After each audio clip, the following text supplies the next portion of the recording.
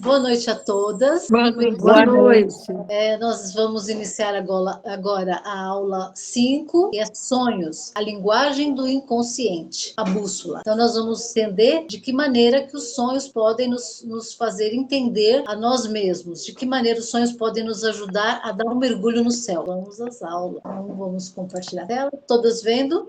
Sobre como acessar o inconsciente. Para a psicologia analítica, o sonho não é um disfarce, mas uma autorrepresentação espontânea da situação atual do inconsciente em forma simbólica. Qual é a função compensatória dos sonhos na regulação da psique e como eles podem ser usados como bússola no processo de individuação? O que é individuação? É quando você se vê como indivíduo independente da sociedade, de como a sociedade te enxerga, de como a família, os grupos te enxergam. Individuação é isso. É o desenvolvimento da personalidade em direção à sua totalidade, porque nós não nos conhecemos de forma verdadeira, de forma profunda. Nós fomos vindo moldados, primeiro na nossa família, com os nossos pais, né, com as pessoas que nos rodeavam, depois na escola, depois com os amigos, na sociedade, no trabalho. Então nós fomos sendo moldados,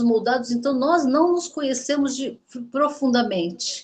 E se conhecer profundamente é muito importante, porque muita coisa que a gente faz, que a gente fala, que a gente quer, que a gente deseja, não é nosso, não é realmente o que nós queremos. É um esboço do que a gente viu e acreditou que queria. Isso que é individuação, e é bastante importante. E é esse caminho que a gente está trilhando agora. Por que é importante? Jung via os sonhos não apenas como desejos reprimidos, mas como mensagens da autorregulação. Então, o sonho, ele é uma forma de o nosso organismo, o nosso cérebro, se autorregular. E mais para frente eu vou ainda explicar um pouquinho mais essa autorregulação. Então, é uma autorregulação psíquica que tenta restaurar o equilíbrio quando o consciente está unilateral. Também vou explicar melhor esse unilateral. O que é a unilateralidade? Contrapondo a unilateralidade. A consciência, que é o ego, que é o nosso córtex pré-frontal, tende a ser unilateral. Ele só vê um lado. Tende a ser unilateral e limitada por preconceitos ou planos grandiosos. Então, o nosso ego, ele tende a nos colocar em lugares grandiosos, em levar a gente para grandes andares, vamos dizer assim. A gente sempre se vê, acha que para que a gente seja completo, a gente precisa de altos cargos, muitos cursos, muitas certificações na parede, muito renome. Então, o nosso ego, ele faz a gente acreditar nisso porque a sociedade faz com que a gente acredite nisso, né? Ele faz grandes planos grandiosos e a gente fica achando que para que a gente seja completo, para que a gente seja feliz, para que a gente seja inteiro, a gente precisa alcançar essas coisas grandiosas que, no fundo, nem é isso que a gente quer, nem é isso que a gente busca na verdade, não é isso que vai nos fazer feliz. Então tem muita gente que vai atrás de cursos e mais cursos e mais cursos e mais cursos e nada é suficiente, porque na verdade essa pessoa está se buscando e ela não se acha, e ela acredita que quanto mais curso ela fizer, quanto mais degrau ela subir, mais perto de ser feliz e de ser completa ela é. Então, isso é o ego é que está levando a pessoa para esses planos grandiosos, né? O sonho intervém introduzindo materiais que faltam a essa atitude consciente, agindo como um corretivo. Então, vou dar um exemplo. Quando o ego está muito alto, o sonho vem para dar um corretivo. Então, um indivíduo, por exemplo, que é excessivamente ambicioso e arrogante, pode sonhar com figuras degradadas, como um vagabundo na sarjeta, para contrabalancear a sua vaidade. Ele sonha com coisas feias, com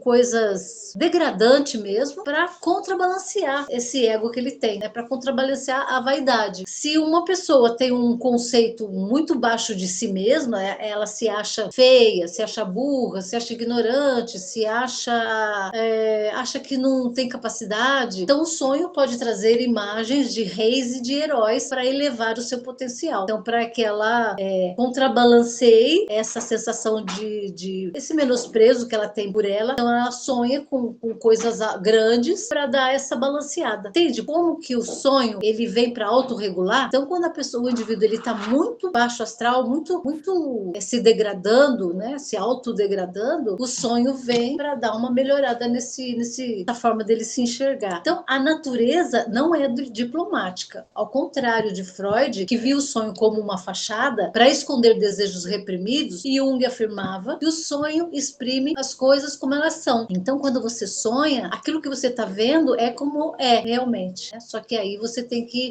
codificar. A obscuridade do sonho não é proposital, mas sim o resultado da nossa dificuldade em entender a linguagem pictória e arcaica do inconsciente. Então, o nosso consciente é uma linguagem arcaica e nós não entendemos o que nós vemos nos sonhos. Então, a gente não consegue codificar esse sonho. Essa obscuridade, ela não é proposital, é porque nós não entendemos. Como fazer para entender, né? Então, sobre as figuras internas. Existem duas figuras internas, que é a ânima e o ânimos, e eu vou explicar sobre elas. Você já se perguntou sobre a sombra e a persona? O que é a sombra? A sombra é o nosso lado, eu vou colocar entre aspas, né? O nosso lado mal, o que geralmente a gente não quer ver. Por exemplo, altruísmo e inveja, bondade, maldade, amor e ódio. Então, todos nós temos a parte boa e temos a parte ruim. Só que a gente não aceita essa parte ruim. Só que nós precisamos dos dois lados. Nós não podemos, ninguém é só bom e ninguém é só ruim. Então a gente precisa aceitar a nossa sombra para que a gente integre. Pega ali o... Nem precisei passar chapinha. Tem eu tô usando aqui aberto. Eu nem precisei passar. Eu gosto mais assim. Você fez qual pra fora? Essa? Não, fiz com a... Tati? Perdão. Ok. Então, vou ler de novo aqui. Você já perguntou sobre sombra e persona. A persona é aquela pessoa que a gente mostra para a sociedade, que a gente mostra para as pessoas. Nós não somos quem nós mostramos para os outros. Então, essa pessoa que você enxerga em mim é a pessoa que eu mostro. Então, não necessariamente sou essa que vocês estão enxergando. E assim acontece com todo mundo. Quando você conhece a pessoa, ela não é exatamente aquilo que você está vendo. Aquilo que você vê é o que ela te mostra, né? Você não conhece ela mais aprofundadamente. Por exemplo, como o marido, ou como a mãe, como um irmão, ou até como um filho, né? Então, as pessoas, elas usam essa persona para conviver em sociedade. Não necessariamente ela é aquilo, e nós todos somos assim, é uma maneira de defesa do ser humano. Mas faltam dois arquétipos que Jung considera a obra-prima do confronto interno, que é quando você aceita, por isso que ele chama de confronto, né? E você entende, e você aceita, e você integra em você. Então, a pergunta: o que são ânima e ânimos? E como eles influenciam nossas projeções em relacionamentos amorosos e nossa criatividade? Sem você saber, inconscientemente, essa ânima e o ânimos, eles interferem no seu relacionamento amoroso e na sua criatividade. E agora vocês vão entender bastante a porção masculina que a maioria de nós temos e a porção feminina que os nossos maridos têm, né? A menos aquelas mulheres que quebraram o padrão de ser mulher guerreira e hoje está no papel de mulher troféu e deixou seus maridos tomarem os lugares de provedor. Você ainda não alcançou isso, você está nesse papel que eu vou falar agora. Até aqui vocês estão entendendo? Tem alguma dúvida? Sim. Não. Tá. Eu sei que ainda está meio abstrato, mas logo a gente vai entrar na parte mais explicativa, vocês vão entender melhor. Então, por que é importante? Essas são as personificações do lado feminino no homem e masculino na mulher. A falta de integração dessas figuras pode levar a comportamentos obsessivos ou a uma vida emocional cinzenta. Por quê? Porque a mulher vai estar mais com sua energia masculina masculina mais alta do que deveria, ou o homem vai estar com a sua energia feminina mais alta do que necessário. Todos têm os dois lados, tá? Vocês já ouviram falar, né? Que o homem tem uma porção mulher e a mulher tem uma porção homem. Então, a ânima é o feminino no homem. E a definição de ânima é a personificação de todas as tendências psicológicas femininas na psique masculina, como humores, sentimentos instáveis, intuições e capacidade de amar. Quem aqui já conheceu um homem que chora mais, que é mais sensível, que mostra mais calor humano, mais amorosidade, tem um humor mais aguçado, chora com facilidade? Quem aqui conhece alguém assim? Um homem assim? Conhece? Tem alguém aí que conhece um homem assim? Eu conheço. Certo, então esse homem ele está com a porção feminina dele maior do que a porção masculina dele. E aí tem todo um desequilíbrio lá atrás na família, né? Tem os padrões, mas isso é outro assunto. Mas é isso, ele está com a porção feminina dele mais alta do que deveria. E o lado negativo desse homem que está com essa porção feminina muito alta? Quando o homem é possuído pela ânima, ele pode tornar-se excessivamente sensível, extremamente sensível, irritável, melindroso e propenso a humores depressivos e observações venenosas que desvalorizam a realidade. Então é aquele homem que está sempre assim envenenando as coisas, que está sempre irritado, se alguma coisa acontece que não é do agrado dele, ele fica irritadinho. Ele é todo melindroso, você não pode falar nada para ele que ele já explode, né? Esse é o homem que tem o lado que tem a porção feminina dele muito alta, e o lado negativo disso é isso, é ele ser possuído dessa forma. Aí o lado positivo do homem ter essa porção feminina mais alta. Em seu aspecto construtivo, a ânima atua como uma fonte ou mediadora entre o ego e o mundo interior, que é o inconsciente, ajudando o homem a sintonizar-se com seus valores mais profundos e com a sabedoria do inconsciente. Então é um homem mais sábio, um homem que ouve com atenção, que analisa, que te dá um retorno. Como o homem ele é mais racional, ele com essa porção feminina um pouco mais alta, ele sempre tem uma palavra de direção, uma palavra de conforto, né? Um homem mais sensível. E os estágios de evolução desenvolve-se em 4 graus. Eva, que é o instinto biológico. Helena, que é romantismo e estética, é um homem mais romântico, que gosta de se vestir bem.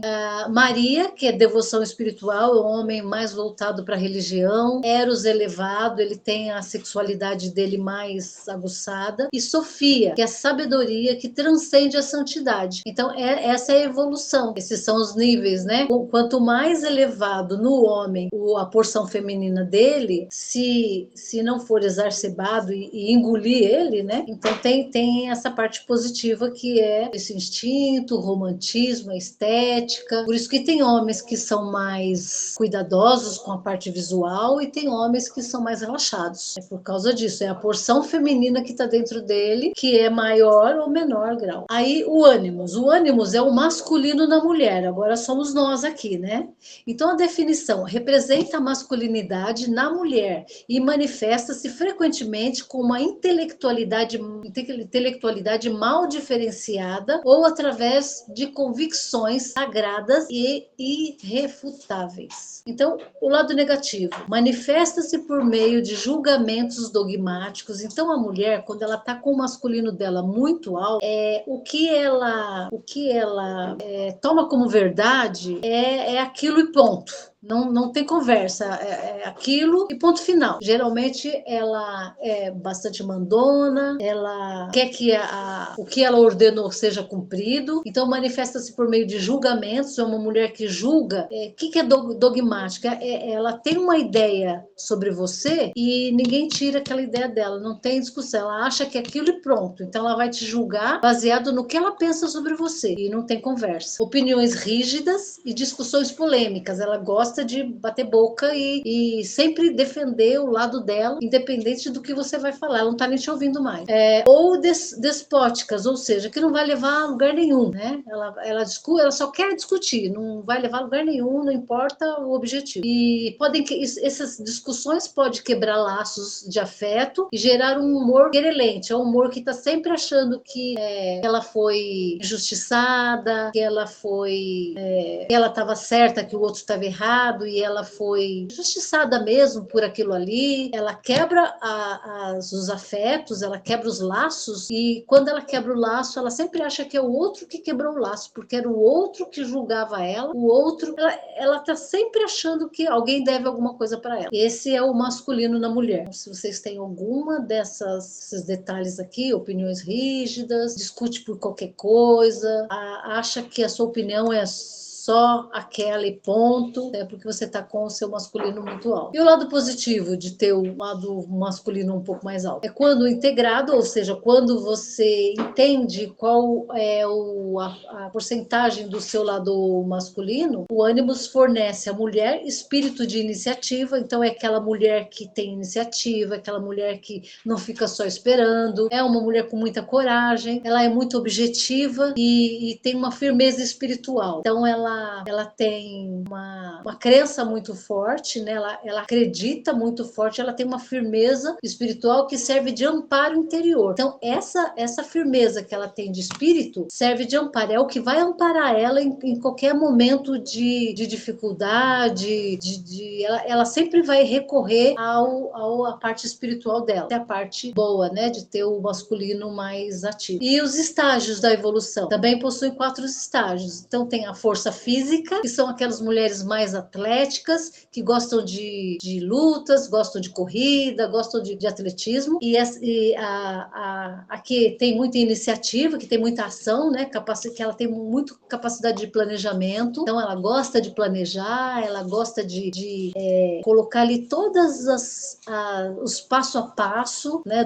Fazer um planejamento bem certinho, bem completo. Tem o verbo, que é para a pessoa mais falante, que ela gosta de ser professora, ou ela gosta de falar na igreja, ela gosta de pregar. E o sentido, essa é a encarnação do pensamento e guia para a experiência religiosa. O sentido já é mais uma freira, uma pessoa mais voltada para guiar grande número de pessoas, né? Guiar uma nação. Então, como aquela monja Quen, por exemplo, né? Então, ela tem o masculino alto, e aí ela levou no nível ela se abdicou da vida dela para guiar as pessoas, né? Então, é o último nível do estágio do masculino na mulher. E a dinâmica das projeções. Então, essas figuras raramente são percebidas como parte de nós mesmos de imediato. A gente não percebe a nossa porção masculina. Quer dizer, nós que estamos na aliança até percebemos, né? E às vezes a gente está tão exacerbado que a gente tem que voltar, né? Voltar um pouco, diminuir um pouco a parte masculina, né? Elas costumam ser projetadas em pessoas do mundo exterior. A gente enxerga essa porção masculina nas outras mulheres, ou a porção feminina nos outros homens. A gente enxerga no outro, mas a gente não consegue enxergar na gente mesmo. Então, o primeiro receptáculo da ânima é a mãe. Então, a gente consegue enxergar a mãe, né? Na mãe. O receptáculo é na mãe. Então, a gente consegue enxergar na nossa mãe. E do ânimos é o do pai. Então, o pai que a gente enxerga na gente é o ânimos que a gente trouxe do pai. Então, eu não sei se essa explicação ficou clara. Então, ó, o primeiro lugar onde a gente vê a ânima é na mãe, e o ânimos é no pai. Por isso que a menina, quando ela é pequenininha, até uns 5, 6, 7 anos, ela se identifica mais com o pai. E a menina se identifica mais com a mãe nessa idade. Porque ela enxerga a ânima da mãe, ele, né, o menino, e a menina enxerga o ânimos no pai e traz para dentro de si. Então, posteriormente, essas imagens são transferidas para parceiros amorosos. Então, a gente traz essa imagem para os nossos parceiros amorosos, né? Ídolos ou mestres, o que explica a fascinação repentina, paixão à primeira vista, ou as grandes decepções quando o objeto real não corresponde à imagem interna.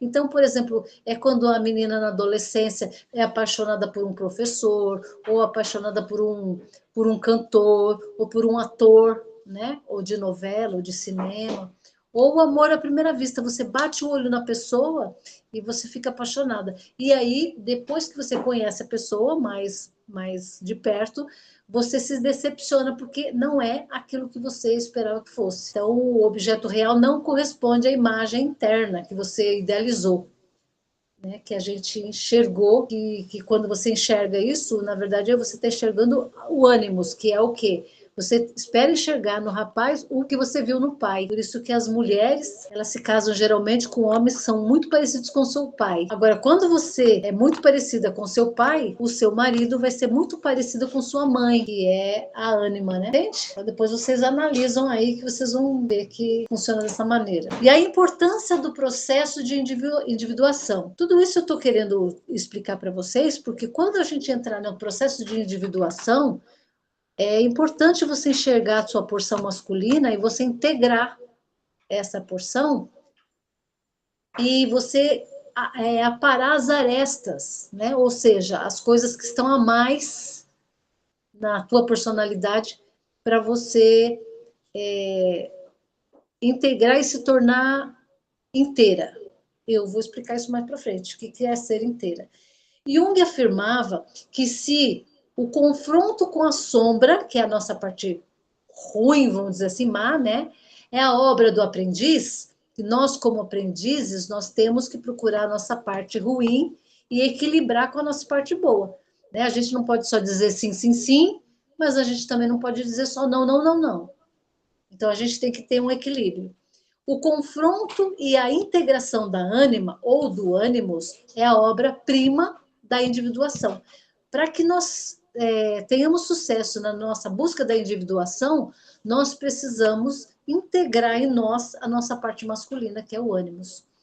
Ao retirar as projeções, quer dizer, a projeção que a gente tem do pai e da mãe, quando a gente tira isso de nós, por isso que eu falo, se tirar os julgamentos, tirar os padrões, tirar o que esperam da gente, o que a gente quer completar no outro, o que a gente precisa de aprovação do outro. Quando a gente tira isso, o que sobra? Quando eu faço essa pergunta, é exatamente isso. É a individuação, é o que sobra quando a gente retira as projeções e aceita esse ser do sexo oposto dentro da gente. E o indivíduo deixa de ser possuído, ou seja, a tua porção masculina para de te possuir e você integra ele de uma forma equilibrada, deixa de ser possuído por impulsos automáticos, porque a parte masculina é muito automática, reativa, né? E alcança um equilíbrio maior, permitindo que o self, que é quem nós somos de verdade, que é o centro da totalidade, emerja de dentro da gente e guia a nossa personalidade. Então, além dessas ferramentas todas que a gente está usando, o breathwork, o ego observante, e a escrita terapêutica e muitas outras que a gente ainda vai fazer, a gente tem essa integração da nossa porção masculina. E você usar essa porção masculina de uma forma inteligente. Então, quando a gente faz isso, a gente permite que o self, que é quem nós somos, surja. Você vai conhecer quem realmente você é. E quando isso acontecer, você vai guiar a sua personalidade. Por isso que eu falo, você vai se tornar a sua própria, seu próprio condutor, né? Então, sobre a conexão mente e mundo, que é a sincronidade. Essa aqui eu vou falar bem rápido, que vai ficar para uma próxima aula, mas eu só vou dar uma pincelada. Você explorou muito a mudança interna, mas agora veremos como a mente se relaciona com os eventos externos de forma não causal. Então, aqui é o seguinte: de que maneira que a nossa mente se relaciona com o mundo externo, se você tirar o por acaso, né? Se você tirar o acaso, se você entender que não existe o acaso, de que maneira que nós podemos interagir com esse mundo externo? A pergunta é: o que é sincronicidade e como esse conceito tenta unir a psicologia de Jung com a física quântica? Que é isso que o Elton diz que quando ele fala sobre não existe acaso e sobre as teias dos acontecimentos. Quando tudo acontece, o que está acontecendo? Como a tua mente se relaciona com o mundo externo sem o acaso. Por que é importante saber isso? Esse conceito aborda coincidências significativas, coincidência entre aspas, né, que ocorrem em fases cruciais da vida. Ou seja, no momento que a gente está tentando alguma coisa, está tentando subir o degrau, alguma coisa acontece que desafia a visão puramente materialista da realidade. Então, quando tudo acontece e nós tiramos o acaso,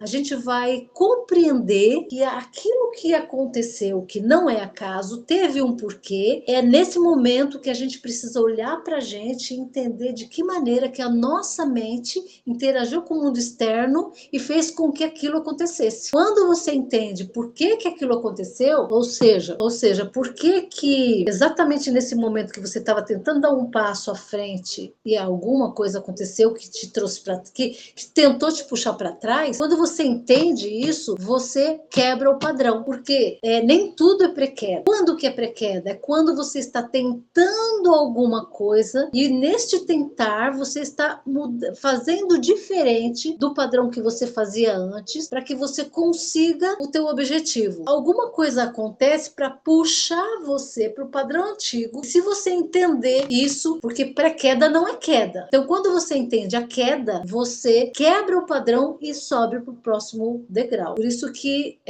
o Elton fala que pré-queda ela é também o pré-salto.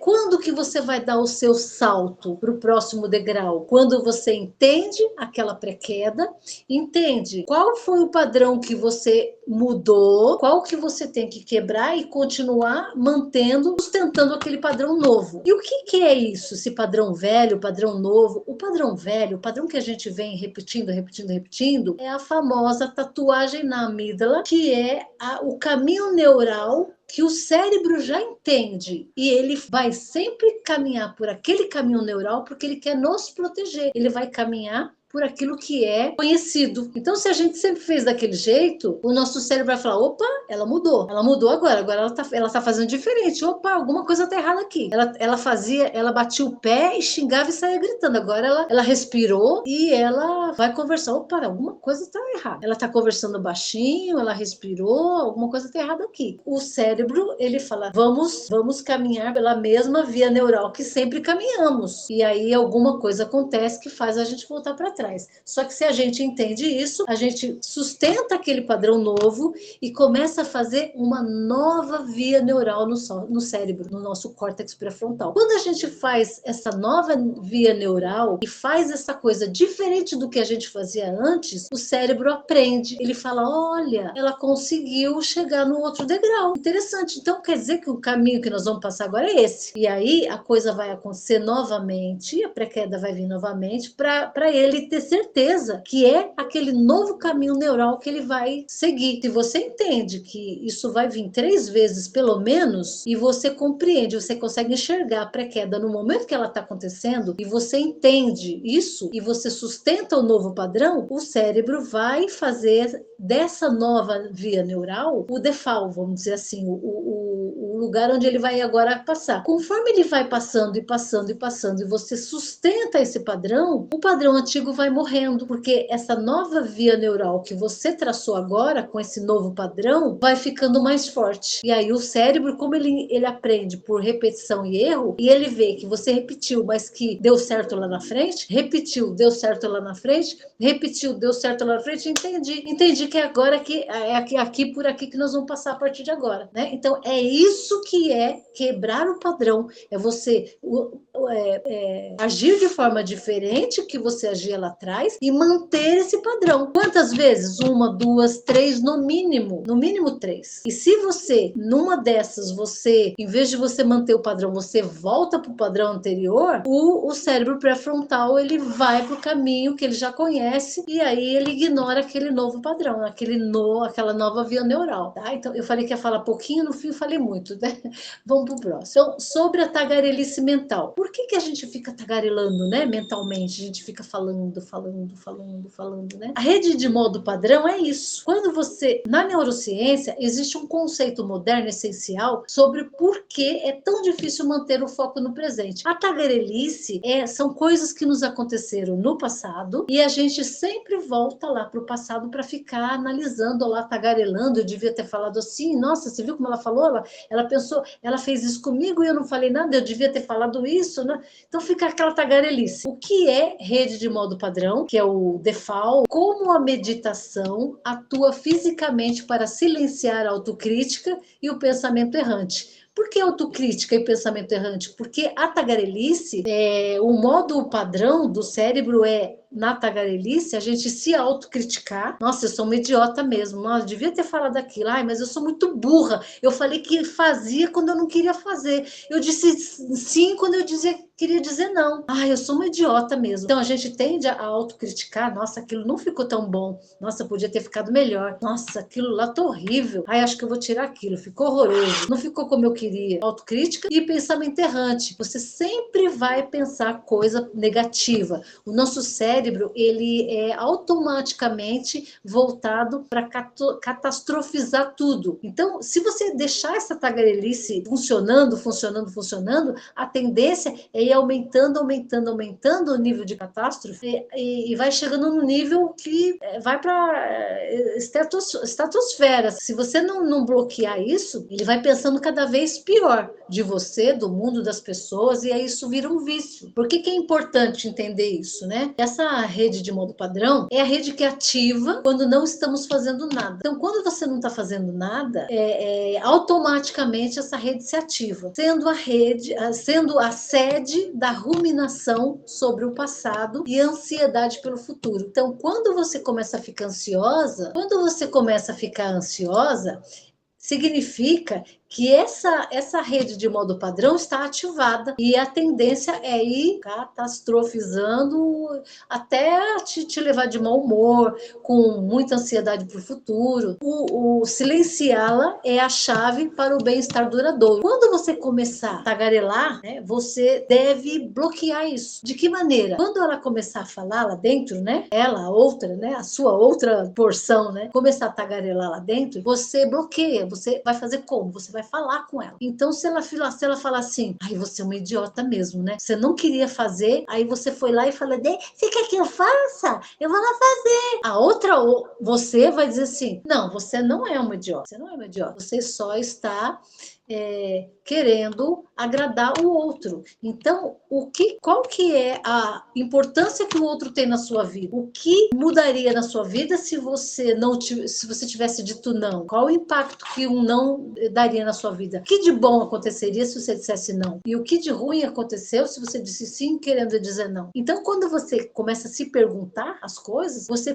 para essa tagarelice e você começa a raciocinar naquele acontecimento que você está ali, a rede de modo padrão ativada e tagarelando ali, catastrofizando tudo. Então, você começou a pensar, né, coisa negativa, você começa a se perguntar, mas por que você está falando isso? Por que você está agindo assim? Por que você está achando isso? Né?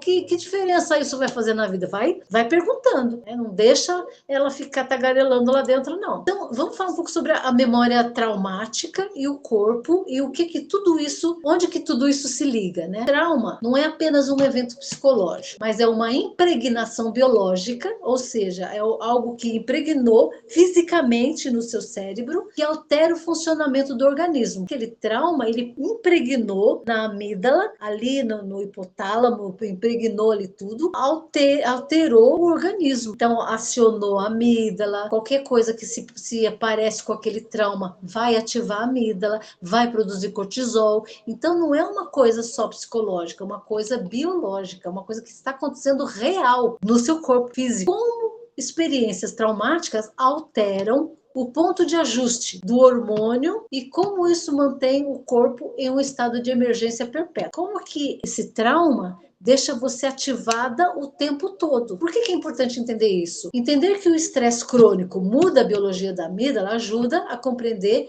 por que algumas pessoas reagem de forma exagerada a estímulos pequenos e como o reaprendizado emocional pode reverter isso. E isso não é só para você entender o que acontece em você, mas também para você entender o que acontece no outro. Quando o outro interage com você de uma forma exagerada, você vai entender que ele tem um trauma que fez com que o estresse dele ficasse crônico e que ele, em qualquer situação, ele age de forma exagerada. Qualquer tipo de estímulo que aconteça, por pequeno que seja, ele age de uma forma exagerada. E aí, isso vai incitar em você uma reatividade. Como você compreende isso, que essa explosão do outro vem porque ele está com o estresse crônico ativado, a amígdala dele está ativada por conta de um trauma que ele teve, você não vai ser reativa. Não é só, eu entendi que eu estou ficando nervosa, eu vou reagir, vou respirar. Você vai fazer isso tudo, mas você vai primeiro compreender que aquilo que o outro está fazendo, aquela forma exagerada de gritar, de bater na mesa, de agir, é porque ele está com o estresse crônico dele ativado. Entendendo isso, você vai cuidar de você. Você vai respirar, vai apertar o botão do pânico, vai pedir um minutinho e vai para o banheiro, fazer o que você tem que fazer ali, respirar, se centrar, pensar na resposta e vir com mais calma. Por você, primeiramente, e sabendo que o outro está agindo dessa forma porque ele está dessa forma, com o estresse dele já ativado, já é crônico dele. Quando você entende isso em você, entende isso no outro, fica muito mais fácil a gente tomar essa atitude, né? Eu sempre falo da gente, né? Então agora eu tô falando do outro. Como você entendeu o que está acontecendo com o outro, para que você não faça igual, né? Então, a biologia do trauma, a amígdala e o pavio curto, que é mais ou menos o que eu falei agora. Então, a neurociência explica que experiências traumáticas recalibram o radar de ameaça do cérebro, que é a amígdala, transformando-a num gatilho hipersensível. E o sequestro neural. O que é o sequestro neural? Em situações de trauma, a amígdala assume o comando e inibe o córtex pré-frontal, que é o cérebro pensante. Enquanto quando essa amígdala é ativada, a pessoa não está mais raciocinando. Ela não está mais raciocinando. Não tem mais raciocínio ali. Ela virou um bicho ali. Ela tá, sabe, na luta e fuga ali. Isso cria uma marca indelével na memória emocional. Então é uma marca para sempre, onde o corpo reage a estímulos presentes como se o perigo passado estivesse ocorrendo agora, entende? Então, quando essa pessoa está agindo dessa forma, ela não tem mais o racional dela funcionando. E quando você se retira desse lugar, desse relacionamento ali, vai para algum lugar, respira, você está dando tempo para ela voltar com o racional. Porque naquele momento ela não tem mais o racional. Não importa o que você fale, ela nem vai estar te ouvindo mais. E o papel do hormônio e do cortisol? No transtorno de estresse pós-traumático, ocorre uma supersecreção desse hormônio. Esse hormônio é o fator de liberação de corticotropina, que é ele que libera o cortisol. Isso mantém o corpo em estado de emergência perpétua, com níveis elevados de cortisol e adrenalina, o que pode causar danos físicos reais, como a atrofia do hipocampo, que é o centro da memória. Por isso que a pessoa que é muito estressada, que está com o simpático muito ativado, ela perde a memória. Ela fala, puxa, o que eu vim fazer nesse quarto mesmo? Puxa, eu tinha uma coisa para falar, mas eu esqueci. Tinha um recado para dar, mas eu não me lembro. O que foi mesmo? Eu tinha um negócio para fazer hoje? Puxa, era tão importante, mas eu não lembro mais. Por quê? Está muito alto o nível de cortisol. O sistema nervoso simpático dela está muito tempo ativado. Então ela não tem um minuto de descanso, de repouso, de equilíbrio. E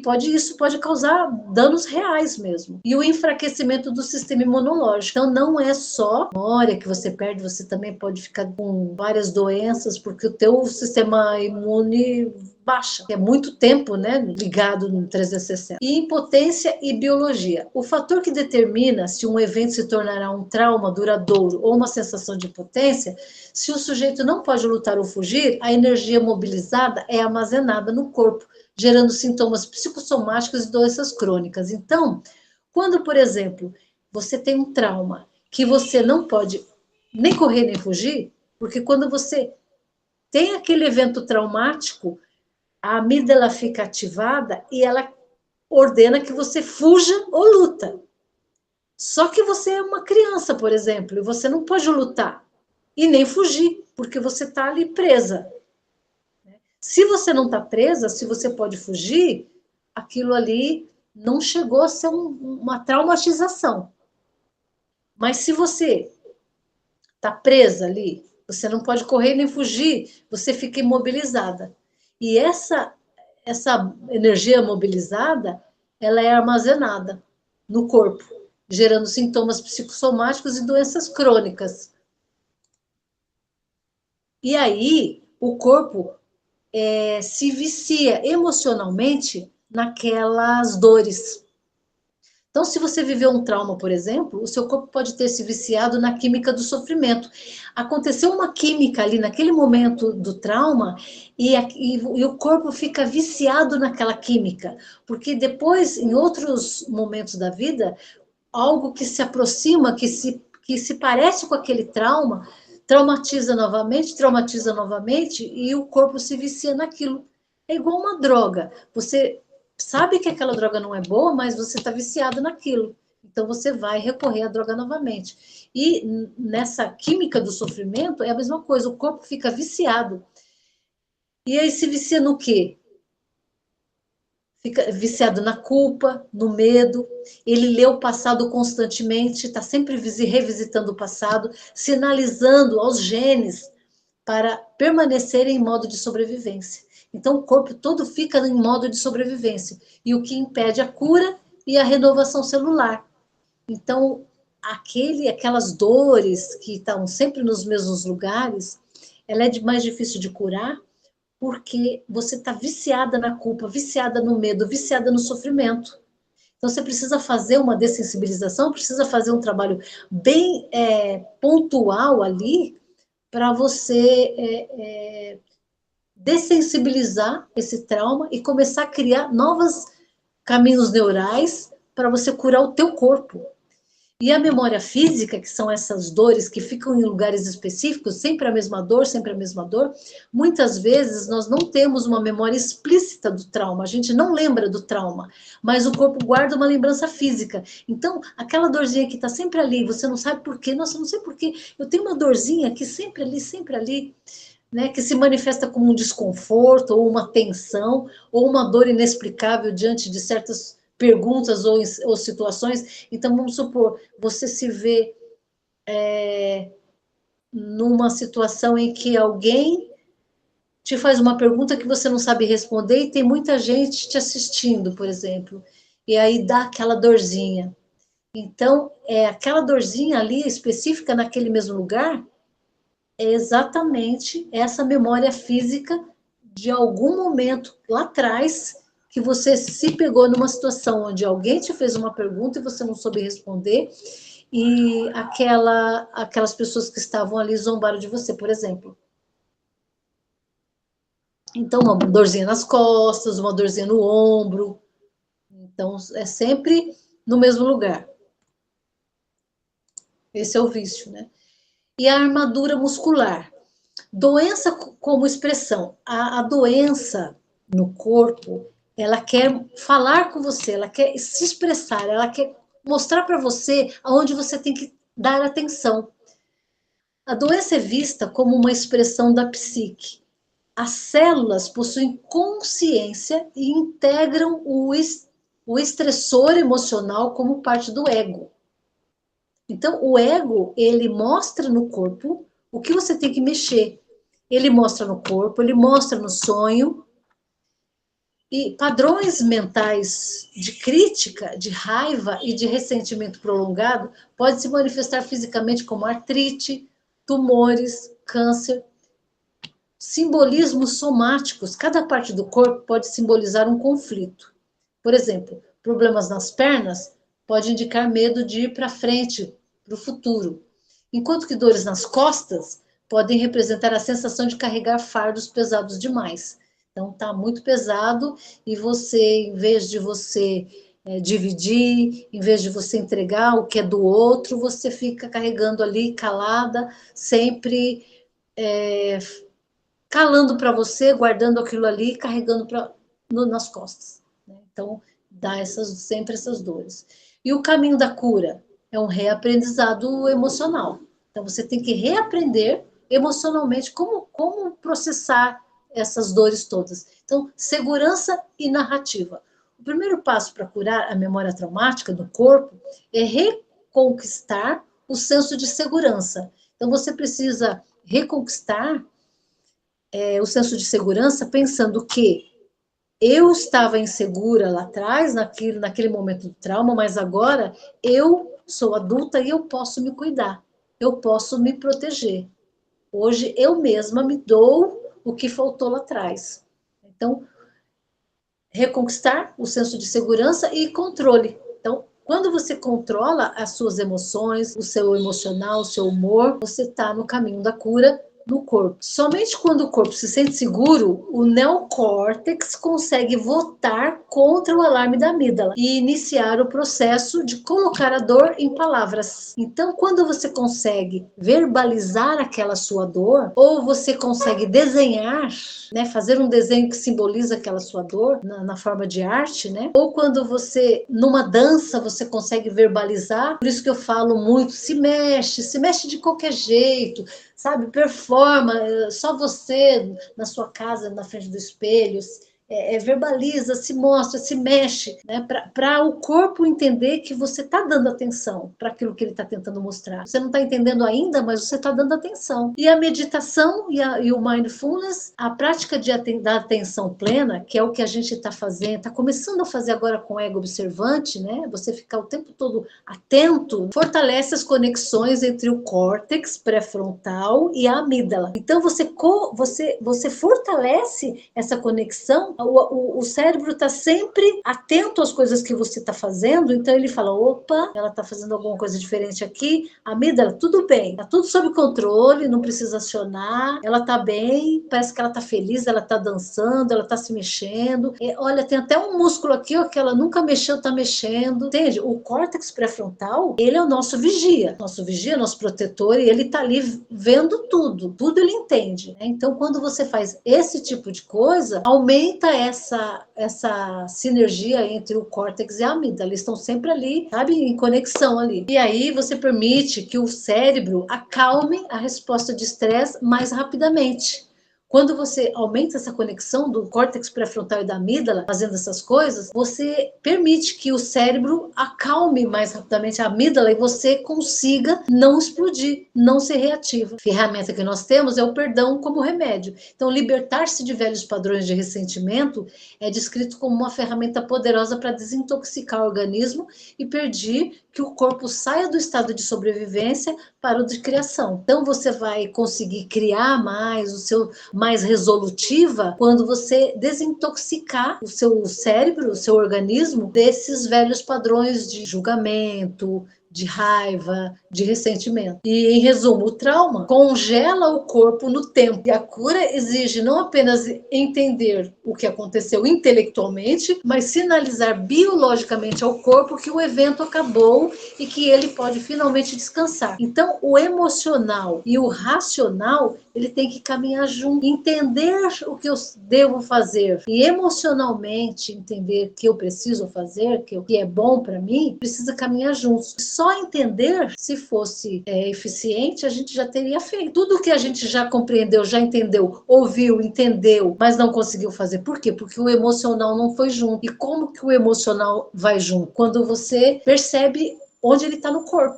Onde ele está no corpo. E conforme você for tirando de dentro das entranhas, dos músculos, onde está essa dor, mexendo, mostrando para o corpo que você está atento, que você está dando atenção para o que ele está dizendo, está tentando entender, isso vai para o teu subconsciente, aí a gente vai entrar no sonho, né? Isso vai para o teu subconsciente, e aí você consegue caminhar com os dois. Sobre o limite e inteligência social, a pergunta, como estabelecer limites sem disparar um sequestro emocional pela amígdala motivado pela culpa? Então a gente não fica viciado na culpa? Quando que a gente tem culpa? Quando a gente diz não, a gente tem culpa. Quando a gente deixa de fazer, a gente tem culpa. Quando a gente pensa mais na gente do que no outro, a gente tem culpa. Nossa, eu acho que eu estou sendo muito egoísta. Será que eu não estou sendo egoísta? Aí se eu fizer isso, será que eu não estou sendo muito egoísta? A gente sempre tem a culpa. Por que é importante?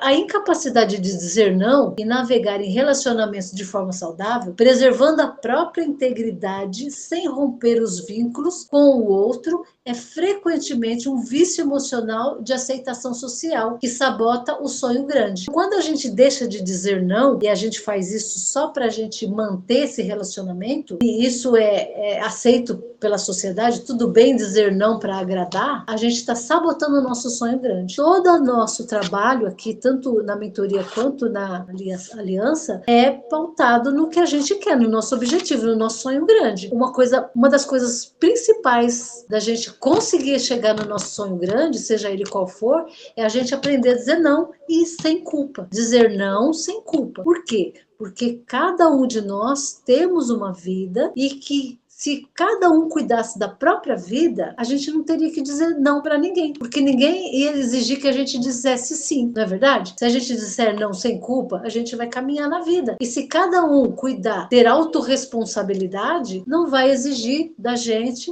o que a gente não pode dar, não quer e não pode, não precisa. Né? Enquanto a inteligência social nos permite ler o ambiente e as emoções alheias, os limites definem o território onde nos sentimos seguros e respeitados. Quando você diz não, você faz com que o outro chegue até aqui, até onde não te prejudique. Se você tiver essa noção muito clara, olha, você pode vir até aqui eu deixo, daqui para cá é meu, daqui para cá é não. Quando você consegue fazer essa divisão, você vai conseguir se livrar da culpa e você vai conseguir andar com muito mais liberdade. E o que são os limites na prática? Diferente do que muitos pensam, limites não são muros. Tem gente que acha que limite é isolar do outro, se isola do outro. Quando você isola o outro, você está se colocando num lugar confortável para que você não tenha que dizer não. Quando você interage com o outro e, obviamente, o outro, acostumado com aquele teu padrão de fazer tudo pelo outro, vier te pedir e você disser não, você está se colocando num lugar onde você vai permitir que o seu novo padrão aflore. Agora, tem gente que fala, eu coloquei limite no outro, eu cortei a relação com todo mundo. Então você se colocou num lugar confortável, de maneira que ninguém vai vir pedir nada para você e você não vai ter que dizer não. Aí não conta, aí não vale, né? Aí não é crescer. Então não é muros, mas sim cercas que definem o que é um comportamento aceitável para você. Então aqui para mim é um comportamento aceitável, daqui não é mais. Então não é controle, você não vai controlar o que o outro faz. Estabelecer um limite não significa dizer ao outro o que ele deve fazer. Isso seria controle, mas sim comunicar o que você fará em relação ao comportamento alheio. Então o que você vai fazer quando ele fizer isso? E não chegar no outro e falar, olha, eu não quero que você faça isso. O que ele vai fazer é problema dele. O seu problema é o que você vai fazer com aquilo que ele vai fazer. A clareza é gentileza. Baseado no conceito, não importa quem seja, esse é Brené Brown, as fontes enfatizam que ser direto sobre suas necessidades é um ato de respeito. Então, quando você deixa muito claro para o outro qual é a sua necessidade, então você dizer assim para o outro, eu preciso que você me mostre o quanto você está se esforçando e que você seja provedor e que você está tentando mudar para que eu me sinta segura. Eu estou sendo honesta com relação ao outro. E isso é uma gentileza, é um ato de respeito. A falta de clareza é, na verdade, uma indelicadeza que obriga o outro a adivinhar os seus sentimentos. Então você fica esperando que o outro haja da forma que você quer que ele haja agora, que agora você mudou o seu padrão, né? Agora você é outra pessoa. Então quando você quer uma ação diferente do outro, mas que você não é clara, você gostaria que ele agisse assim, assim, assado, mas você não falou nada para ele, então ele tem que adivinhar o que você gosta, o que você quer, como que ele tem que ser, ele vai ter que adivinhar. Então isso não é honesto. E a inteligência social como radar. A inteligência social é a aptidão de lidar com as emoções dos outros, sendo composta por empatia e habilidades sociais. Então quando eu falei lá atrás que você precisa entender que o outro, quando ele age da forma que ele está agindo, é porque ele está com a amígdala ativada, e com o sistema nervoso dele ativado, o simpático, né, ativado e está exacerbado, né, a sintonia e contágio socialmente inteligentes são aqueles que captam o tom emocional de uma interação e conseguem dirigi-lo, agindo como um agarrador do tempo. Lembra que eu falei que quando acontecer isso, você fala, espera só um minutinho, sai de cena? Você agarrou o tempo ali. Então, você agarrou o tempo biológico que influencia o estado cerebral das pessoas ao seu redor. Então, por exemplo, você não pode sair. É uma reunião, você não pode sair. Então, o negócio está ficando quente, tá? As pessoas estão se alterando e tal. Você vai agarrar o tempo, você vai fazer alguma coisa que vai quebrar aquele não o raciocínio, mas você vai quebrar aquele ambiente, assim, você vai fazer alguma coisa inusitada, por exemplo, levantar Oi? Fechar a câmera. Fechar a câmera, ou então, sei lá, dar um grito, não sei, dependendo da pessoa, né? Já aconteceu comigo várias e várias vezes do cliente me ligar muito nervoso e gritando, né? Não, porque não sei o quê, tarará. Aí eu capto, eu seguro o tempo, né? Eu agarro o tempo. De que forma? Alô? Alô? Alô? Alô? Ué, alguma coisa tá errada nesse celular aqui. Esse celular é uma porcaria. Alô? Alô? Eu acho que eu vou ter que desligar, entendeu? Aí eu desligo, dou um tempinho pro cara se acalmar e ligo para ele. Olha, meu telefone estava ruim, o que o senhor estava falando mesmo? O cara fala de novo, calma comigo. Sensacional. Então, assim, eu não sou obrigada a ficar ouvindo grito na minha orelha, não, né? Então, assim, dá licença, né? Então, eu faço isso, não sou obrigada. Então, eu capto, roubo esse tempo, espero ele se acalmar, e aí eu mesma ligo para ele. O meu celular tá uma porcaria, o que o senhor estava falando mesmo? Bem calma, bem tranquila. Eu agarrei o tempo, deu o tempo para ele respirar, e aí ele volta a falar normalmente comigo. Quer dizer, eu biologicamente, eu ativei, eu acionei, né? Eu controlei biologicamente o que estava acontecendo com ele lá do outro lado, né? E comigo também, porque eu não sou obrigada, né? E aí, análise social envolve detectar motivos e preocupações ocultas, permitindo que você saiba quando encerrar uma conversa ou como evitar perguntas invasivas. Então, às vezes, a pessoa vai te fazer uma pergunta invasiva. Você se sentiu invadida com aquela pergunta. E aí, tem várias formas de você sair dessa, né? E aí, por exemplo, uma das maneiras que você tem é você fazer gols políticos, né? A pessoa pergunta uma coisa, você responde outra completamente diferente, que não tem nada a ver com a pergunta que ele fez, você faz uma resposta bem completa, assim, como se ele tivesse perguntado alguma coisa bem, responde, assim, uma coisa que não tem nada a ver com o que ele perguntou, mas você faz uma resposta bem comprida, assim. Então, é uma maneira de você deixar o outro bem desconfortável, né? Ele não vai fazer de novo a pergunta, porque ele sabe que é invasiva, e ele viu que você... E se ele fizer de novo, você faz a mesma coisa. Ou você devolve a pergunta, faz uma outra pergunta que não tem nada a ver. Que horas são, por favor? Como que é mesmo o seu Instagram? Ele vai desviar da mente aquela pergunta ali. Você sabe que eu estava lendo outro dia sobre o algoritmo do Instagram? Você sabe que mudou? Você muda o foco da conversa, né? Se o cara está sendo muito invasivo, você muda. Então, assim, tem várias formas de você controlar a conversa, e quem controla a conversa detém o poder. E o custo de não saber dizer não. Qual que é o custo? Você não sabe dizer não. Você não sabe controlar essa situação. Você não sabe desviar de uma pergunta invasiva. Então, a incapacidade de estabelecer limites, muitas vezes por medo de desagradar, e aí esse medo de desagradar, mais uma vez você vai ter que pensar, quem é essa pessoa na fila do pão? Quem é essa pessoa para mim? Qual a importância que essa pessoa tem na minha vida? O que vai agregar na minha vida essa pessoa? Então, por que eu tenho que agradá-la? E vou me desagradar para agradá-la? Por quê? Então, gera o que as fontes chamam de culpa imerecida. Então, você acaba ficando com uma culpa que você não merece. Você não quer desagradar e você fala não. E você vai ficar com uma culpa? Você não merece essa culpa. Foi o outro que invadiu, né? Então, é uma culpa imerecida. Então, perda de energia vital, você perde energia de vida, né? Cada vez que você diz sim querendo dizer não, você está dizendo um não para si mesmo, o que resulta em estresse, fadiga e irritabilidade. Você fica cansada, irritada com você mesmo e te dá fadiga. Você fica cansada de não fazer nada, só por você ter dito sim no momento que queria dizer não. E existe um vazamento de energia. Sem limites, você se torna vulnerável, porque as pessoas vão entender que você diz sim a tudo.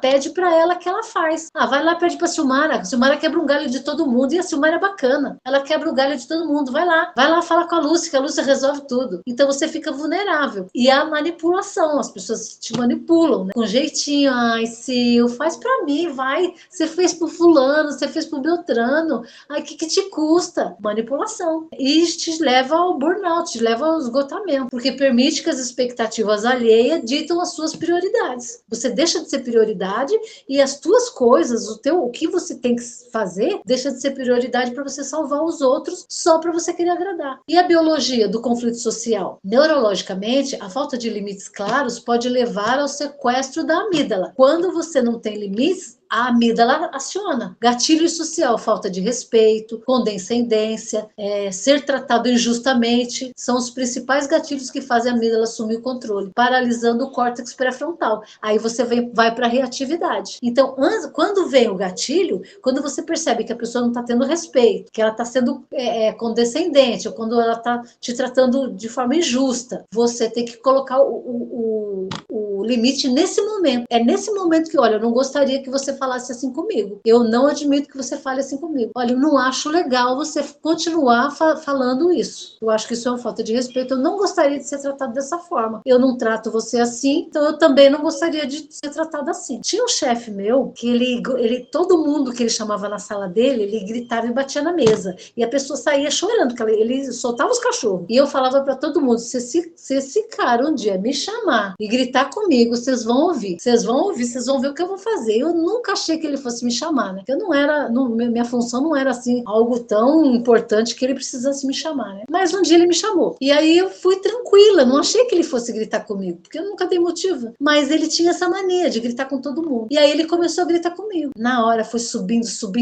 mas eu segurei, sabe? Eu segurei e falei assim, olha, primeiro, o senhor fala direito comigo, o senhor abaixa a voz para falar comigo, porque eu não estou gritando com o senhor, eu não estou lhe faltando respeito, então o senhor tenha respeito comigo. Eu nem lembro o que ele pediu para mim, eu sei que ele gritou assim, fulano, chamou um outro cara lá, tira essa menina da minha sala, eu não quero mais ver essa cara dessa menina. Ele não me mandou embora, ele só mandou eu sair da sala. Por quê? Eu não sei o que ele queria, eu não me lembro mais. Eu sei que comigo, ele não ativou em mim o que ele queria. Ele até tirou, mas eu segurei, né? Porque... Psicopata, queria ver você chorar. Exato, porque todo mundo saía chorando da sala dele, ele pensou que ele era quem? E eu falei assim, ele vai ver que eu vou botar ele no lugar dele. Eu era novinha ainda, menina, eu era novinha. Era ousada. Ainda, né? Então, mas por quê? Porque eu já estava planejando, né? Você vê? Eu já estava planejando. Falei, se um dia ele me chamar, eu vou falar isso. Eu já fui fria, né? Já estava preparada. E é isso que a gente tem que fazer, por exemplo, quando a gente tem conversa difícil.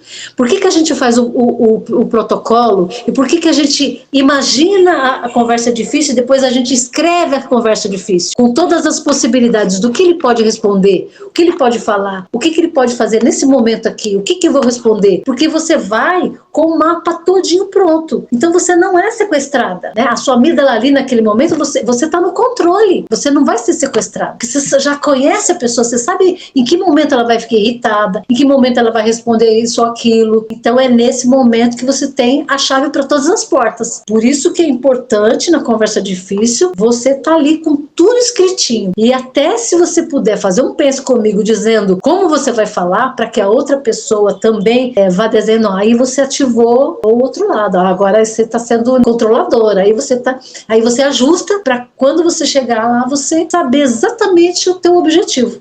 Você tem que ir já preparada para o teu objetivo e o teu motivo. O motivo é colocar limite, o objetivo é que ele não faça mais aquilo X. Cris, parece que está tendo um déjà vu. Aconteceu comigo hoje de manhã, de eu falar um não pra uma pessoa, e eu sou essa pessoa que eu nunca falei não. Então a aliança me ajudou nisso. E a pessoa voltou pra mim em mensagem, porque eu mandei um áudio explicando tudo e falando não. E foi uma explicação objetiva, sem rodeio, sabe? Pra não criar gatilho de desculpa. Sim. E aí ela me retornou assim: eu não quero me decepcionar com você. Menina, Chantagista.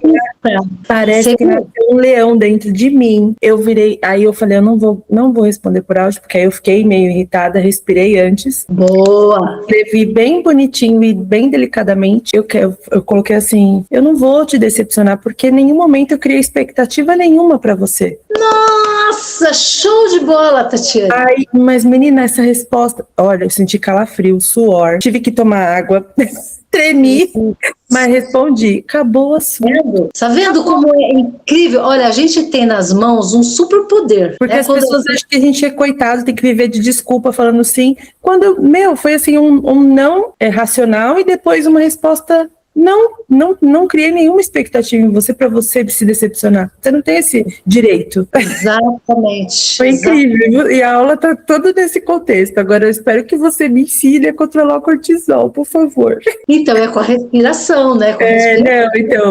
Hoje foi com a água e com a respiração, mas pensa que é um cortisol de 10 anos, 15 anos atrás, que eu vou ter que pôr em ordem.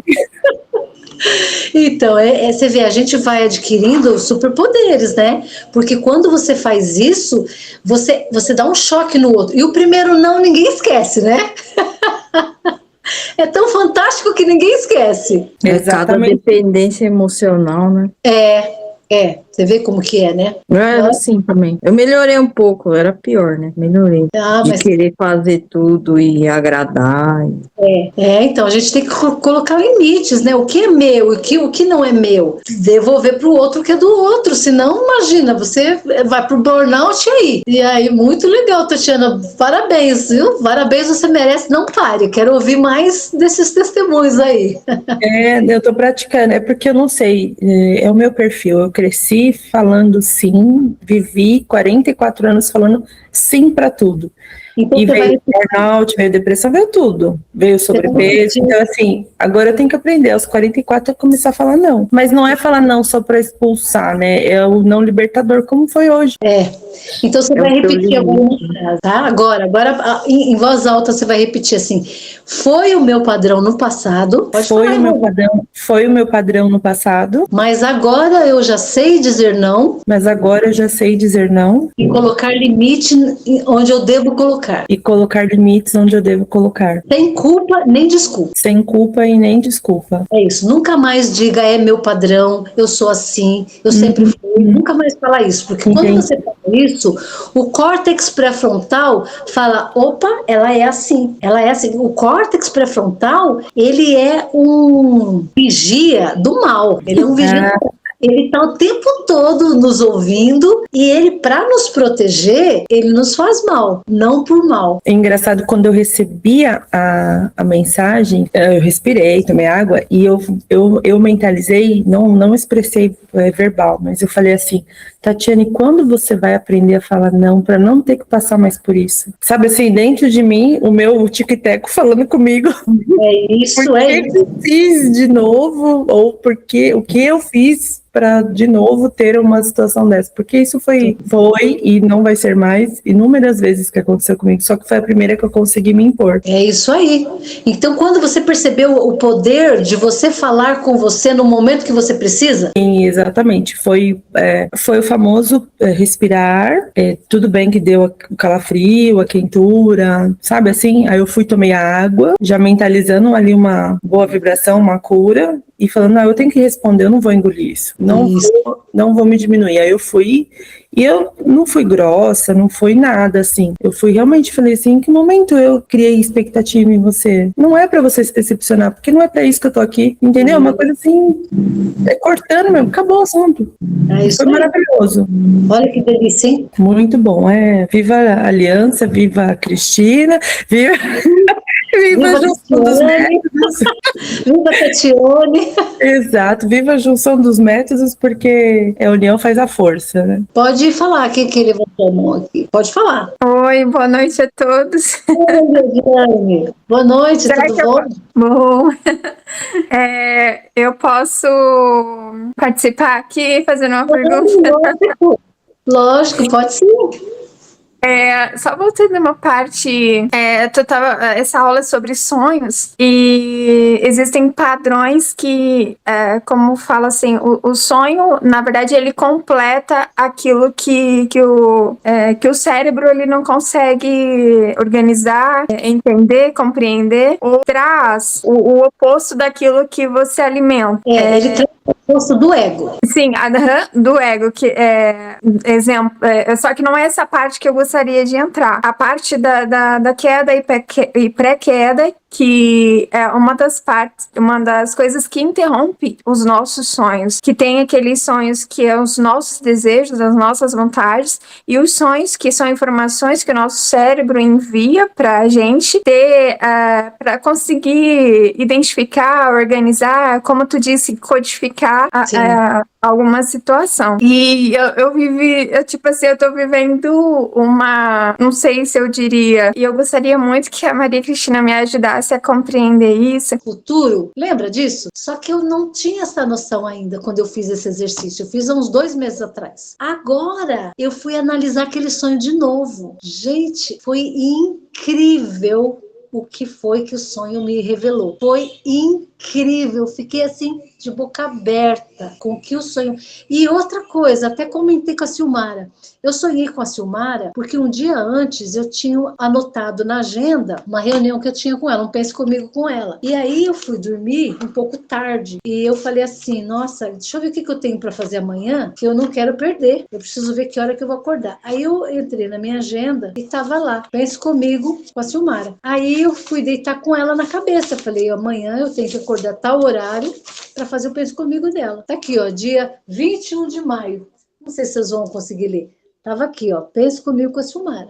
Aí, eu fui dormir, sonhei, eu não me lembro qual aliada agora, eu não me lembro, mas vocês vão saber porque vocês tiveram um Pense Comigo, que vocês conseguiram verbalizar algo que vocês não verbalizavam. Eu não sei se é uma de vocês que tá aqui, mas é alguma coisa que vocês queriam falar há muito tempo e não saía, alguma coisa que vocês nunca tinham falado para ninguém. Fiz esse Pense Comigo e eu sonhei com essa aliada, vomitando uma cobra, era uma cobra larga assim, ó, dessa largura assim, ó, e eu não tive medo da cobra e eu peguei perto da boca da aliada e ajudei ela a terminar de vomitar a cobra. Arranquei a cobra da boca dela. Eu levei esse sonho para análise, foi incrível. Como tudo conectou. O que acontece? Cobra é transformação. O que é vomitar? É o que a aliada não conseguia falar e que como a nossa conversa ela conseguiu verbalizar, ela conseguiu arrancar de dentro dela aquilo.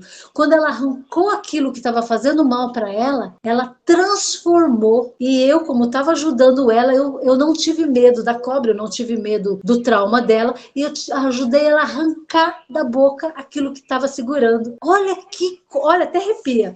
Olha que coisa significativa. E aí isso mostrou na análise o quanto se Pense Comigo, o quanto a forma da condução do Pense Comigo, que eu cutuco vocês para falarem, que eu faço perguntas, eu provoco, o quanto isso ajuda vocês a tirar de dentro o que não presta, né? Tá segurando, o que tá... Eu achei incrível, incrível. Eu falei, nossa, que lindo, que lindo, que lindo, que lindo. E isso me fortaleceu ainda mais para continuar procurando, pesquisando, trazendo ferramentas para vocês, trazendo... Eu fiquei assim tão impactada com o sonho, e tudo que vocês sonharem é você. Não importa se foi o sogro, o irmão, o ex-marido, o marido atual, o filho, o vizinho, não importa. Todos que aparecem no seu sonho é sobre vocês. Por exemplo, nesse sonho,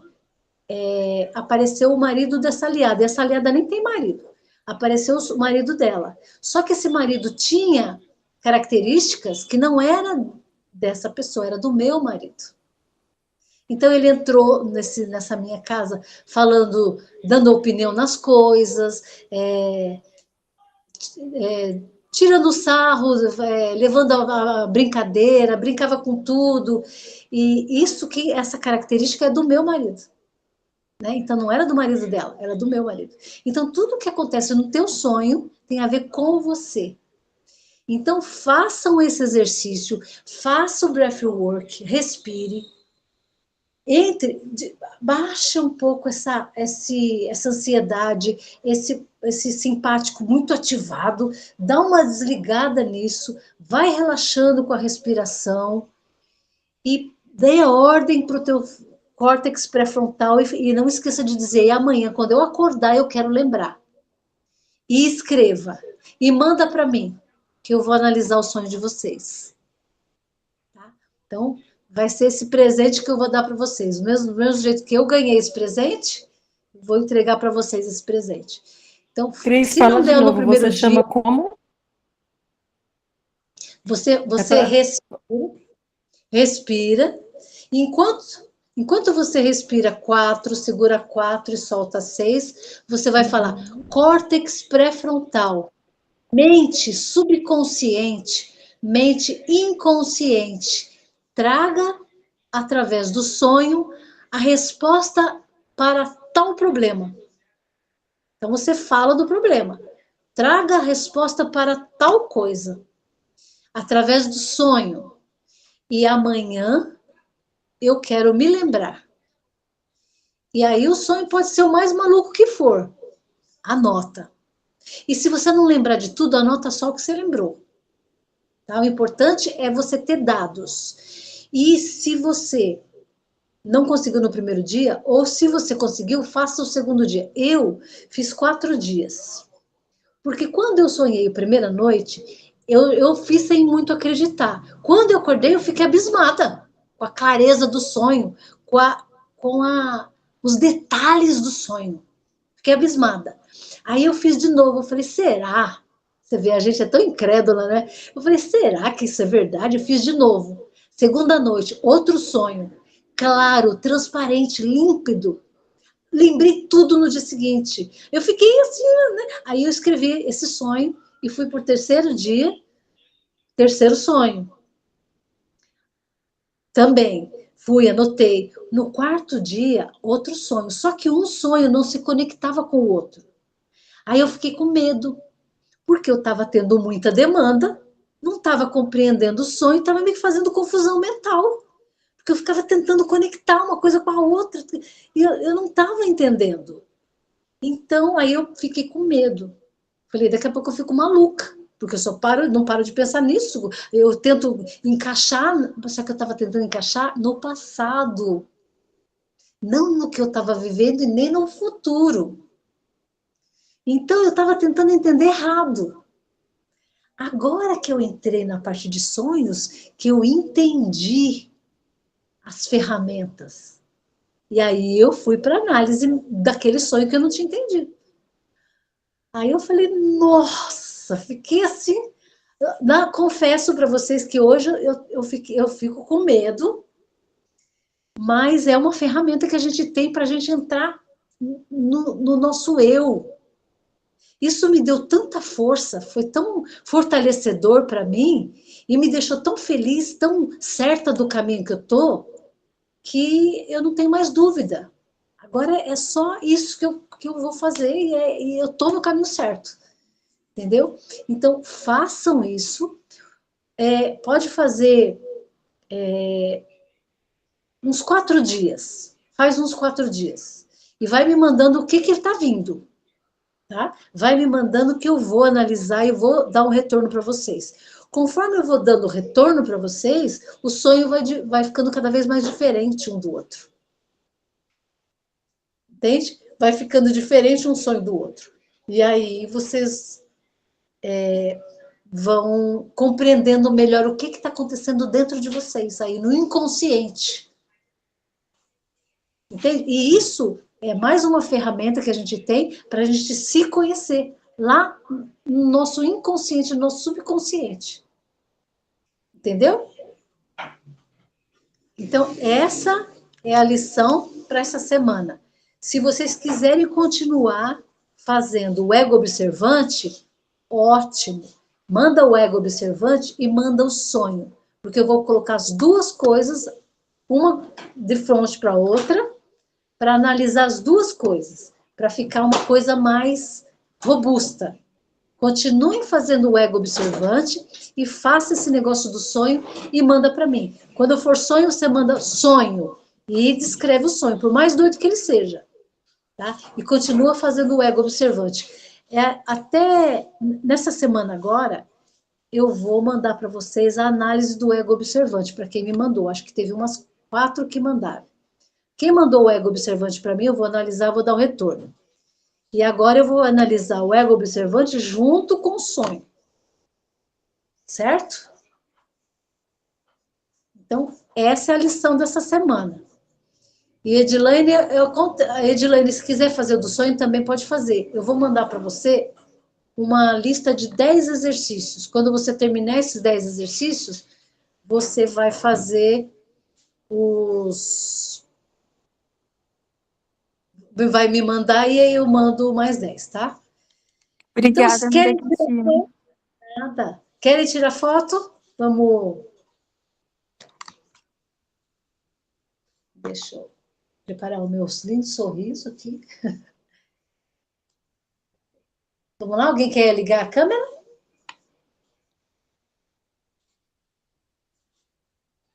Todas? No 3, no X. Não vai ligar não, Fabi? Fabi, Silmara, Edilane. Hoje eu tô reclusa. Liga aí pra gente. 3, 2, 1, X.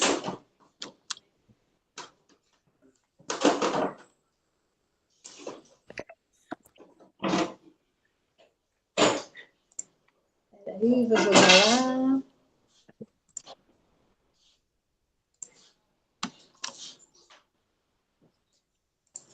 Olha, alguém perdeu o início? Alguém que estava aqui perdeu o início? Acho que não, né? Bom, para quem perdeu o início ou quem quer assistir de novo, eu vou subir para o YouTube e vou deixar o link lá no nosso grupo, tá? Se quiserem assistir de novo. Cris, e aquela atividade que você passou,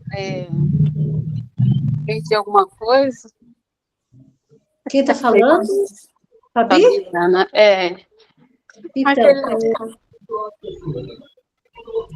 eu acho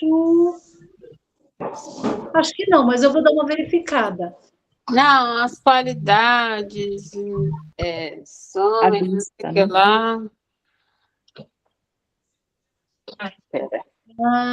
Da qualidade, né? Isso.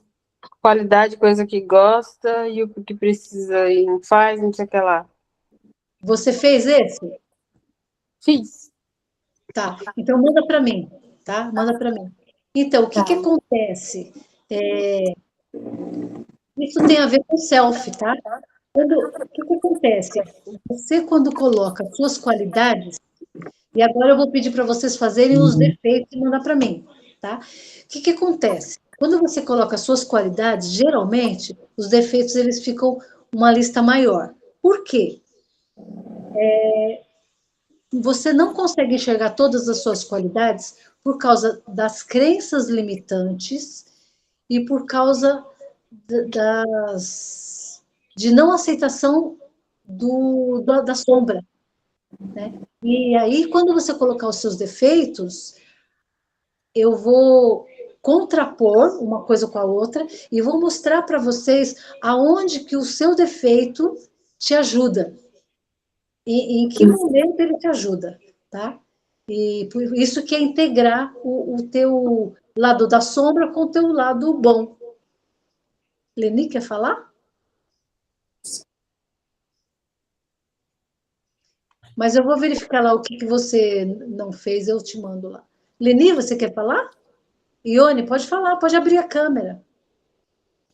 E o áudio. Ah, abri. Eu ia te perguntar de sonho. Você tinha falado que sonhava voando, essas coisas aqui. O que é sonhar voando? Então, que idade você estava sonhando voando? Eu sempre sonho, desde pequena. E é Então, muito gostoso. Então, eu quando era criança, eu sonhava muito que eu estava voando, que eu estava dirigindo, e que eu estava voando, dirigindo, não me lembro mais. Às vezes eu voava até com o carro, porque eu gostava tanto de carro, né? E o que são esses sonhos? Eles são iniciáticos, são sonhos que mostram uma evolução.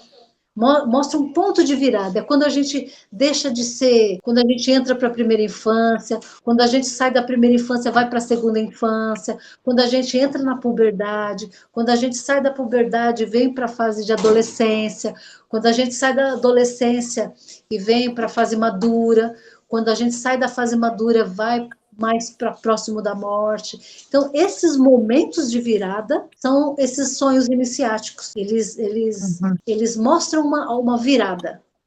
Certo. Tá bom. Depois eu vou te mandar um outro sonho que eu sempre tenho. Isso, então. Se vocês lembram de algum sonho assim que está vivo, pode mandar. Tá. Pode mandar. Mas o mais importante agora é esse sonho que você vai fazer depois da respiração, quando você desligou o simpático e ligou para simpático. E ordenou para a mente, porque ele vai vir mais vívido, ele vai vir mais com detalhes, entendeu? E esses detalhes é que são ricos e que é neles que a gente vai trabalhar. Tá bom. Aí só queria recapitular. Então, tinha o exercício 2, que era das qualidades, né? O 3, que era para a gente se observar, que era da semana passada. Que são 7 dias de observação. Se você quiser continuar esse, é muito bom, tá? E agora o seu lado negativo, os seus defeitos. Perfeito, tá. E lembrando que a gente sempre enxerga o nosso erro, o nosso defeito no outro. O que é muito comum? A mulher chega aqui e fala assim para mim: Cristina, o meu marido é muito narcisista. Eu já sei que a narcisista é ela. Porque a gente enxerga no outro. Por que a gente enxerga no outro? Porque os nossos olhos estão aqui na frente, né? Mais fácil a gente enxergar na frente, né? Do que a gente enxergar na gente, né? Então, quando você tem a capacidade de olhar para você e dizer: não, realmente, eu sou narcisista, sim. Eu peço para fazer uma coisa, mas eu quero que faça na mesma hora. E ainda quero que faça do meu jeito. E se não for na mesma hora e do meu jeito, então deixa que eu faço. E às vezes, isso era eu, tá? Não estou falando de alguém, não, isso era eu. Eu até, às vezes, eu pedia para a pessoa fazer, sabendo que ela não ia fazer naquela hora, só para fazer assim: faz aqui para mim, por exemplo, pega esse copo de água aqui para mim. Ah, deixa que eu pego, vai. Eu mesmo pego. Eu sabia que a pessoa não ia fazer naquela hora, eu não dava nem tempo para a pessoa respirar, e eu fazia isso só para fazer. Não, deixa que eu faço, pode deixar, você, deixa que eu faço. Tamanho era o meu narcisismo. Entendeu? Era para fazer do meu jeito, na mesma hora e do jeito que eu queria. Eu era terrível. Eu era terrível. Com essa cara de boazinha, hein? Pois é. Mas quando você consegue enxergar o teu lado ruim, você consegue equilibrar. Significa que eu sou boazinha agora? Não, significa que eu estou lidando com esse meu outro lado, né? Não, hoje o serviço teve uma situação assim de telefone, então a senhora lá começou a reclamar de um e-mail que eu não tinha respondido para ela desde outubro. E eu só fui ver esse e-mail quando ela me mandou agora em maio, que ela perguntou a resposta, e eu estava trabalhando isso para mandar, né? Ela tinha razão, mas eu não respondi. E aí ela começou a falar, ela já tinha discutido com outro rapaz que mexe com ponto, e aí começou a discutir comigo, eu falei: não vou discutir com você. Ela falou: vou fazer uma reclamação. Eu falei: então faça a reclamação que você tem que fazer, é um direito que você tem. Vou responder o seu e-mail, mas a história que eu te expliquei, eu estou verificando com a sua chefia todos os problemas que aconteceram, né? Isso demora a resposta, né? E aí ela falou, menina, e ontem, né, no domingo, faleceu um funcionário lá, né? É antigo também, tinha mais de 50 anos de empresa.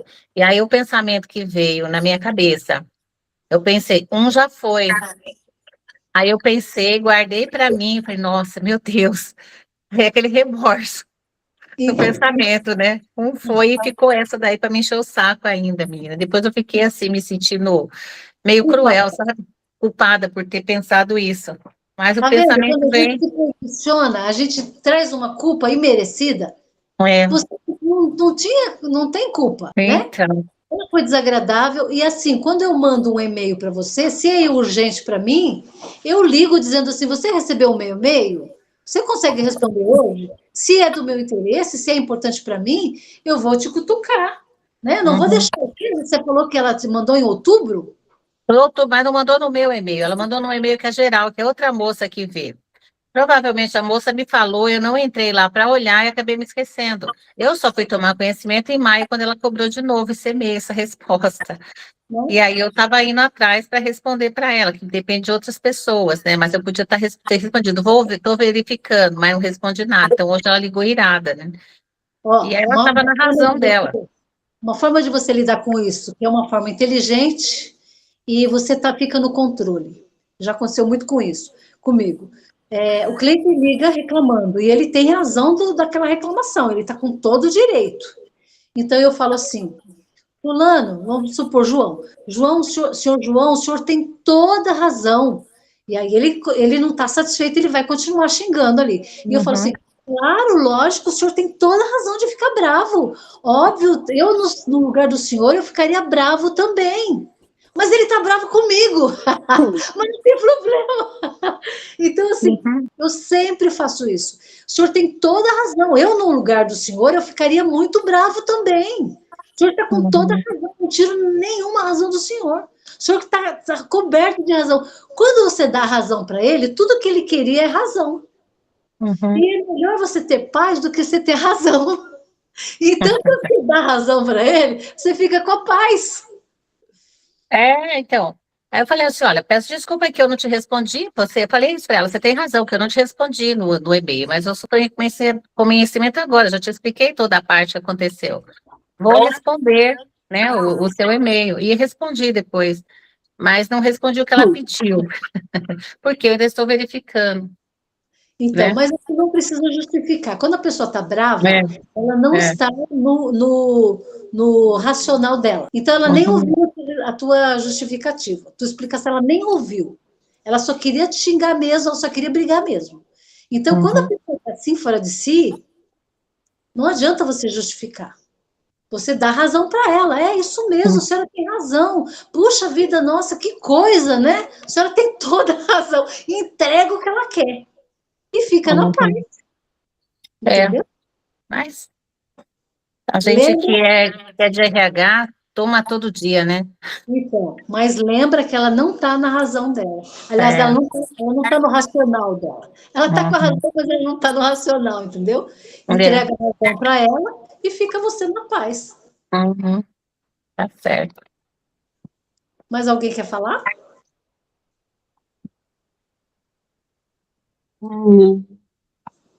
Quer falar, Fabi? Não.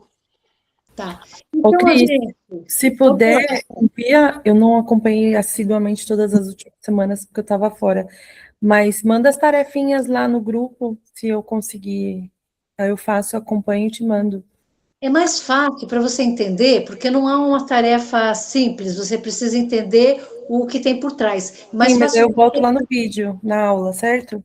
Isso, a explicação toda está na aula 4. Pode deixar. Está na 4. Ou na 4 ou na 3. Na 3 também eu falei um pouco sobre ego observante, mas acho que esse exercício está mais na 4. Eu fiz a 1, a 2, acho que a 3 e a 4 que não. Essa é a... Essa é a 5. Então tá certo, é isso mesmo. Tá? Aí você assiste lá, que tem toda a explicaçãozinha, aí tem o exercício. Porque se fazer só o exercício assim, você não vai fazer do jeito que tem que ser. Melhor você entender direitinho o que está por trás disso. Beleza, obrigada. Tá bom? Mais alguém, gente? Podemos finalizar? Sim, vou indo. Boa noite, gente. Boa noite. Boa noite, Essa noite seja uma noite de bastante respiração, de muita ordem para o pré-frontal, e que amanhã vocês tenham clareza dos sonhos. Obrigada, Cris. Obrigada, Tá bom? tchau. Tchau, boa noite, pessoal. Boa noite para vocês. Boa noite. Tchau. Se eu desligar. Ô, Cris, Sim, pode falar. deixa eu te perguntar uma coisa. Por exemplo, assim, para a gente escrever, eu queria escrever uma história, aí eu sempre tenho um monte de ideias, né? Aí esses exercícios de respiração ajudam? Sim, existe a respiração para concentração. Para concentração. Você chegou a participar, não participou de alguns? Participei de todos, eu acho. Então, De todas as aulas. da 1 a 5 você participou? Sim. Então você pode fazer a respiração 4, 6. Respira em 4, solta em 6. Respira em 4, solta em 6.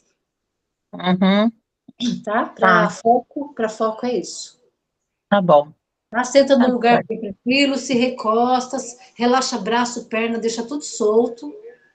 Uhum. Tá bom? E para quem falou que eu estava bonita aí no início, eu nem agradeci, obrigado, viu? Ah, Fiz para mas tá. vocês. Não sei quem que falou que eu estava bonita aí, obrigado.